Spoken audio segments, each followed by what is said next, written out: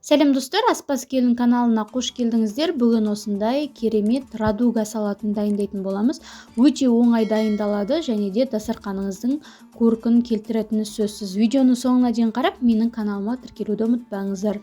Ең алдыменен осылай қиярымызды 4 бұрышты қылып турап аламыз.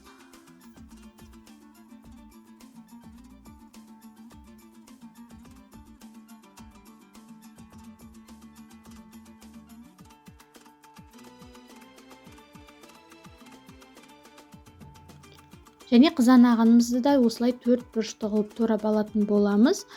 Бұл салатта тек қана пісірілетін біздің жұмыртқамыз ғана, ол да тез піседі, ондай көп уақыт алмайды. Егер пісірмейтін болсаңыздар, жұмыртқаның орнына сыр қоссаңыз да өте дәмді салат болып шығады. Асыққан кезде осылай барлығын 4 бұрышты қылып турап алатын боламыз.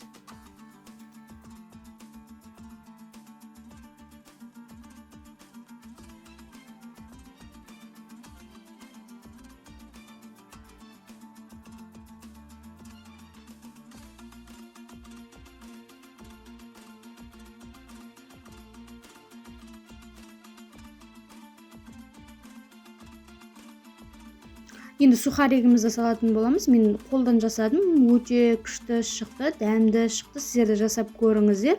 Сілтемесін описание бөліміне тастап кететін боламын, немесе видеоның жоғарғы бөлігінде тастап кетемін. Енді осылай майонезімізді саламыз. Мінекей салатымыз дайын болды. Өте оңай.